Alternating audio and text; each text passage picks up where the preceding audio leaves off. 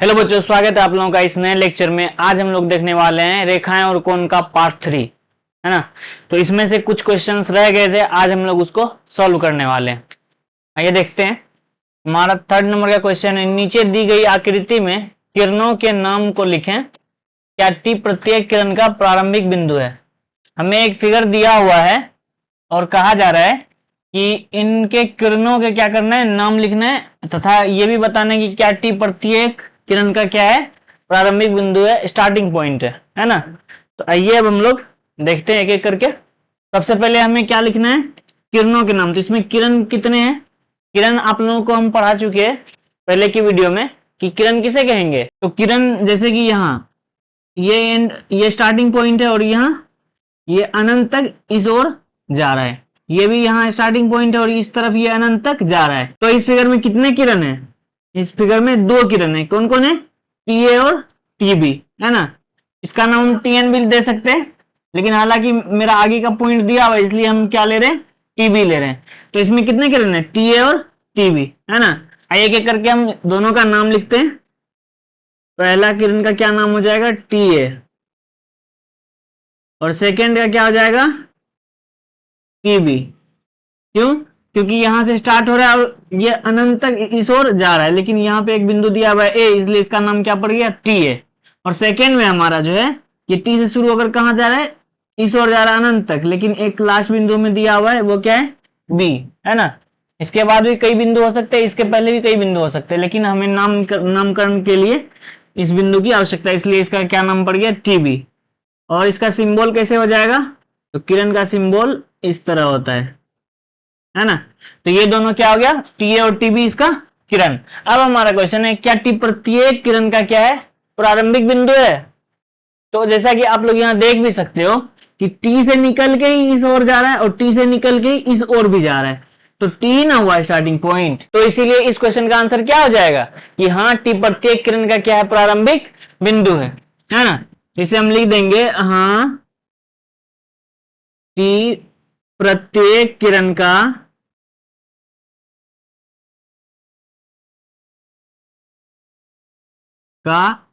प्रारंभिक बिंदु है, प्रारंभिक बिंदु है। हम लोगों ने इसे ठीक से समझा। जिन लोगों को भी इसे समझने में समस्या हो रही है वो लोग वीडियो को पीछे करके फिर से अच्छे से समझ लें। आइए अब हम लोग आगे चलते हैं। नेक्स्ट है हमारा कि एक कच्ची आकृति बनाएं, नीचे दी गई बिंदु का उपयुक्त नामांकन करें।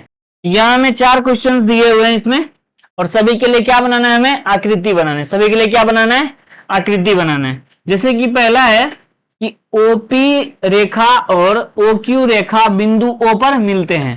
क्या क्या, 2 रेखा दिया हुआ है, ओपी और ओक्यू, और इसका क्या कहना है कि कितने रेखा दिए गए हैं, 2 रेखा दिए गए हैं, ओपी और ओक्यू, और ये कहां मिलेंगे, ओ पर। आइए हम लोग देखते हैं एक फिगर से। यहां साइड में हम लोग एक फिगर बनाते हैं इस तरह का।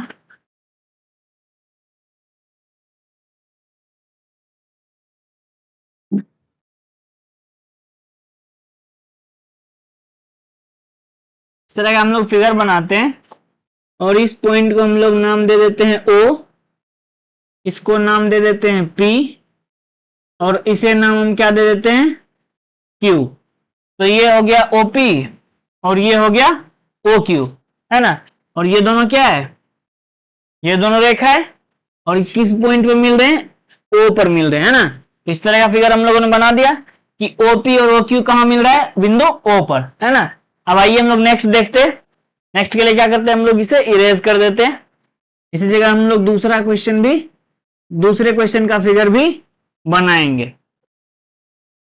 नेक्स्ट है हमारा, एक्स वाई किरण और पी क्यू रेखा बिंदु एम पर प्रतिच्छेद करते हैं।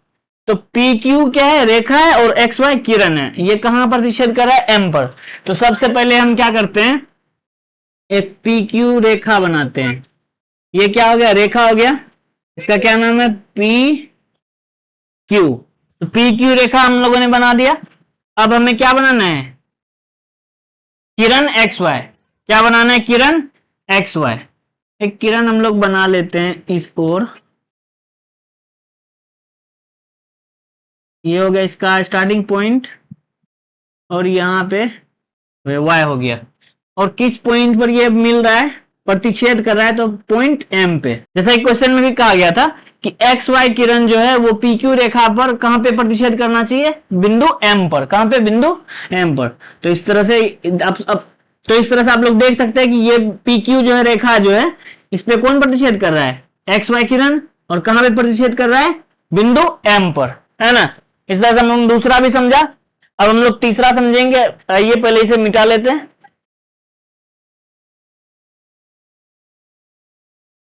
तो नेक्स्ट है हमारा कि रेखा एक पर बिंदु E और F स्थित है परंतु D नहीं। तो रेखा, सबसे पहले एक रेखा हम लोग बनाते हैं C के लिए। एक रेखा इस तरह का हम लोग बना लेंगे और इसका क्या नाम हो गया, इस पे क्या क्या है, E है और क्या है, F है। इस रेखा पे क्या क्या है, E है और F है, परंतु D नहीं है। तो D हम इस रेखा के कहीं भी अलग जगह पे दे देंगे। मान लेते हैं इसका नाम क्या है, D। तो इस तरह से हम लोगों ने तीसरे क्वेश्चन का फिगर जो है बनाया, है ना। अब हमारा बचा हुआ है चौथा क्वेश्चन। आइए अब हम चौथे क्वेश्चन पे चलते हैं। चौथा क्वेश्चन है हमारा, बिंदु P AB पर स्थित है। आइए हम सबसे पहले AB बनाते हैं। एक इस तरह का हम लोग रेखाखंड बना देते हैं। इसका नाम क्या है, AB है। और इसी पे कहीं पे क्या दे देना है, बिंदु P।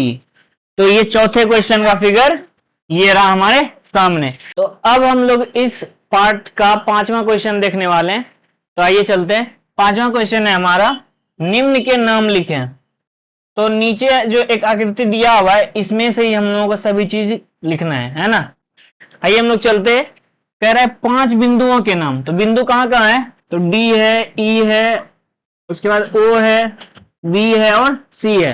तो 5 बिंदु क्या क्या हो जाएगा, D हो जाएगा, उसके बाद E हो जाएगा, उसके बाद O हो जाएगा, उसके बाद B हो जाएगा, उसके बाद क्या हो जाएगा, C हो जाएगा, है ना। उसके बाद हमें कहा गया है कि कितने एक रेखा के नाम लिखिए। कितने रेखा के, एक रेखा। इस फिगर में हम ढूंढते रेखा कहां है, तो ये रेखा है जिसका कि नाम उस तरफ इंडिंग पॉइंट होता है, ना इस तरफ इंडिंग पॉइंट होता है ना। तो एक ही रेखा है, इसका नाम क्या हो जाएगा, DB हो जाएगा। क्या हो जाएगा, DB या BD दोनों हो सकता है।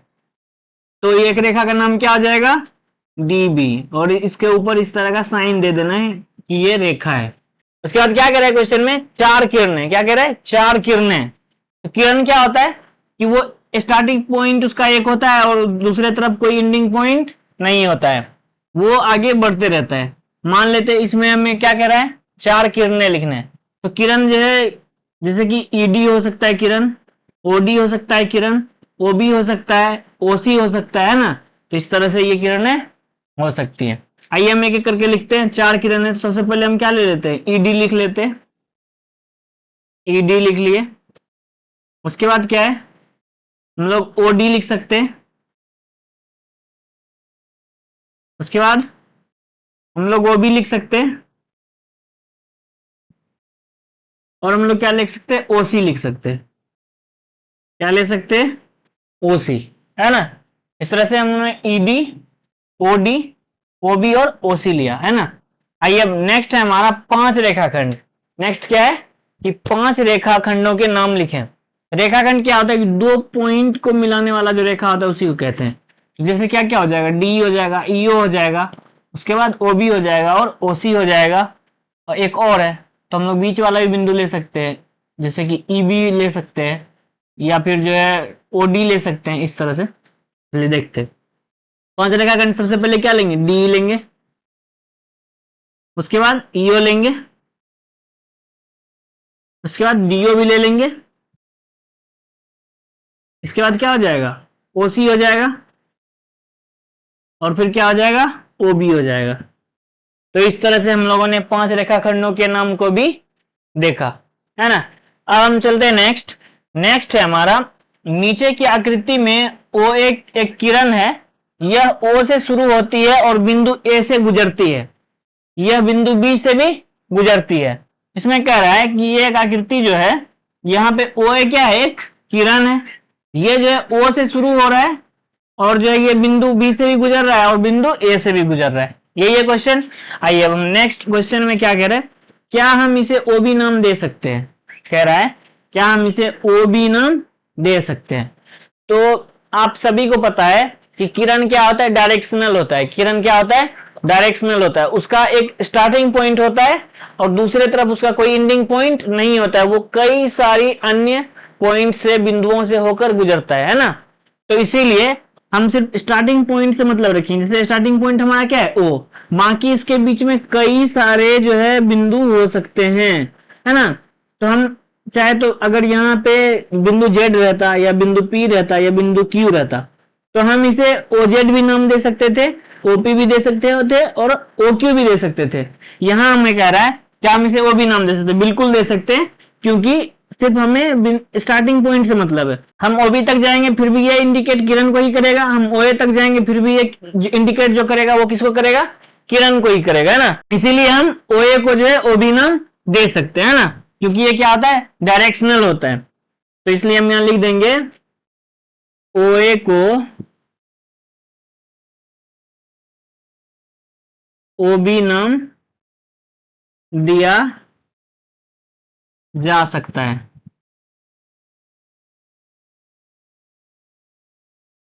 ना। अब नेक्स्ट है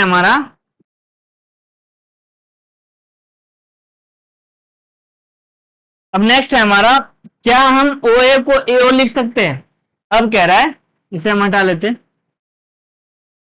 कह रहा है कि ओए को एओ, यानी कि ओए को क्या हम ओए लिख सकते हैं? ऐसा हो सकता है क्या? तो फिर से वही, क्योंकि ये डायरेक्शनल होता है तो इसका एक स्टार्टिंग पॉइंट होगा और दूसरे तरफ कोई भी इसका एंडिंग पॉइंट नहीं होता है ना। इसका एंडिंग पॉइंट नहीं होता है तो हमें तो इसे इंडिकेट भी तो करना होगा कि ये किस ओर से निकल रहा है, कहां से शुरू हो रहा है। तो मान लीजिए ये ओ से शुरू हो रहा है, इसीलिए हम क्या नाम देते हैं, ओए देते हैं। ऐसा थोड़ी है कि ए से शुरू होकर ओ की ओर आ रहा है, ऐसा तो नहीं है। ये ओ से शुरू होकर किस ओर जा रहा है, ए की ओर जा रहा है। ये ओ से शुरू होकर कहां जा रहा है, ए की ओर जा रहा है, इसीलिए इसका नाम क्या होता है, ओए होता है, ना कि एओ, है ना। इसीलिए हम इसे क्या कर सकते हैं, ऐसा नहीं लिख सकते हैं। हम ओए को ओए ही लिखेंगे, एओ नहीं होगा, क्योंकि वो गलत हो जाएगा। यहां हमें यह भी दिखाना है कि ये ओ से शुरू होकर किस ओर जा रहा है, ए की ओर जा रहा है ना। इसलिए हम यहां लिखेंगे, हम इसे एओ नहीं लिख सकते, हम इसे एओ नहीं लिख सकते हैं। तो बच्चों, इस तरह से हम लोगों ने पार्ट 3 के पूरे लेक्चर को अच्छे से समझा और जाना। फिर से मिलते हैं किसी नेक्स्ट वीडियो में, तब तक के लिए धन्यवाद।